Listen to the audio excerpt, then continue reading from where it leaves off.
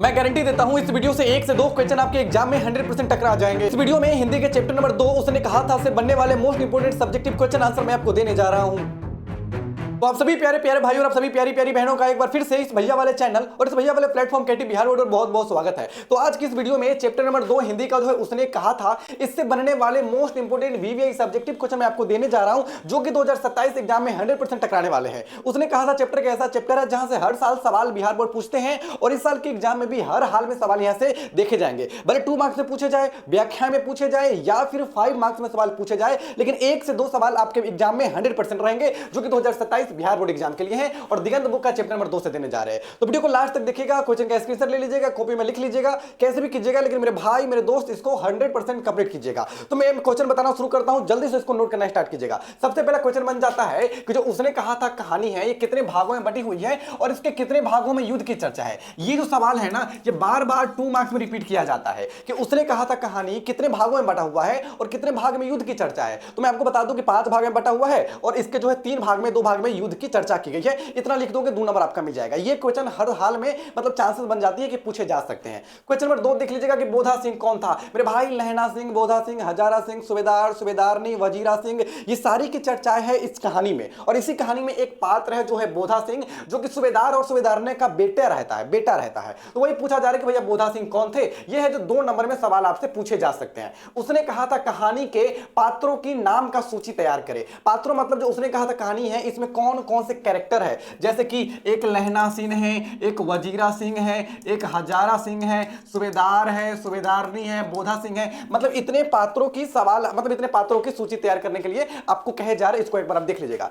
4th number question है कि Zara क्या है। मौत से मरने वाले मतलब जो मौत और निमोनिया से मरते हैं उनको मुरब्बा नहीं मिला करते। वजीरा सिंह के इस कथन का व्याख्या करें। मेरे भाई ये जो है ना आपसे 4 नंबर में सवाल पूछे जा सकते हैं और व्याख्या में पूछे जा सकते हैं। ये 2 मार्क्स में और 5 मार्क्स में नहीं पूछे जाते हैं। व्याख्या पूछा जाता है कि जारा क्या है, निमोनिया से मरने वाले को मुरब्बा नहीं मिला करते, वजीरा सिंह ने यह कथन किसके लिए कहा था और क्यों कहा था, कहां से लिया गया था। तो ये व्याख्या का सवाल 4था नंबर सवाल आपसे पूछे जा सकते हैं और ये भी बहुत बार पूछा जा चुका है। 5वां है कि जो फिरंगी मैम आई हुई थी वो क्या कहा करती थी। ये 2 मार्क्स में सवाल आपसे पूछे जा सकते हैं। जो लहना सिंह है इनके चरित्र की विशेषताएं क्या थी इसका वर्णन करें। मतलब जो उसने कहा था कहानी है ना इसके नायक है लहना सिंह और लहना सिंह के चरित्र कैसी थी, इनकी कैरेक्टर कैसी थी, इनकी व्याख्या करने के लिए 2 नंबर में आपसे सवाल पूछे जा सकते हैं। 7वां नंबर क्वेश्चन देख लीजिएगा कि लहना सिंह की प्रेम के बारे में आप क्या जानते हैं, कुछ लिखिए। मतलब लहना सिंह के प्यार मोहब्बत के बारे में, लव रिलेशन के बारे में आप क्या जानते हैं ना, इसकी व्याख्या करने के लिए आपसे पूछे जा सकते हैं। 2 नंबर में यह सवाल आपसे पूछा जा सकता है। इसका स्क्रीनशॉट ले लीजिए और आगे वाले क्वेश्चन की तरफ बढ़ते हैं। उससे पहले मैं आपको बता दूं मेरे भाई आप ऐसे चैनल पर आए हैं जो पिछले 4 साल से हजारों और लाखों भाई बहन का ना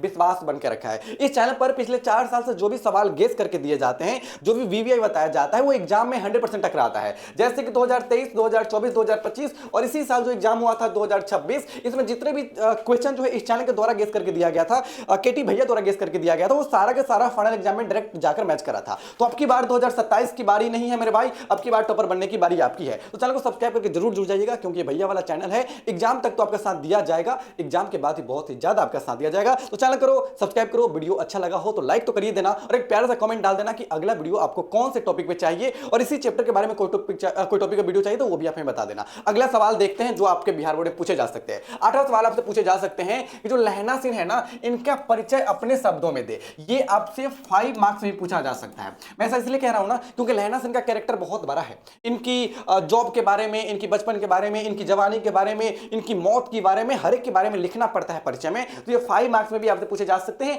या फिर 2 मार्क्स में भी आपसे पूछे जा सकते हैं। तो इसको एक बार कंप्लीट कर लीजिएगा। 9वां क्वेश्चन है कि जो लफ्टन साहब थे इनकी जेब से क्या बरामद हुआ था। जैसे आप लोग जानते हो कि जर्मन लफ्टन जो था उनको लहना सिंह ने युद्ध में गोली मार दिया था, उनका मतलब वो मार गिराया था। तो उनकी जेब से क्या क्या मिला था, क्या क्या बरामद हुआ था, ये 2 नंबर में आपसे सवाल बिहार बोर्ड पूछ सकता है 2027 के एग्जाम में मेरे भाई। अगला सवाल आप एक बार देख लीजिएगा कि लहना सिंह के गांव में जो आया हुआ था तुर्की का मौलवी वो क्या कहता था। तो ये सवाल आपसे 2 नंबर में पूछे जा सकते हैं। इसका आंसर होगा कि जो लहना सिंह का गांव था मांझे, उनमें जो तुर्की मौलवी आया था ना वो वहां के लोग को भड़काया करता था कि जो जर्मन के साहब आएंगे तुमको बहुत रुपया देंगे, बहुत सुख से रखेंगे, कि उनके साथ चलो। नहीं तो आजकल के नेता नहीं भड़काता है कि मेरा सरकार आएगा तो 5 किलो फ्री में राशन देंगे, उस तरह नहीं अरवा चावल देंगे, इस प्रकार से उसी प्रकार से वहां पर भड़काया जा रहा था। ये सवाल आपसे पूछे जा सकते हैं।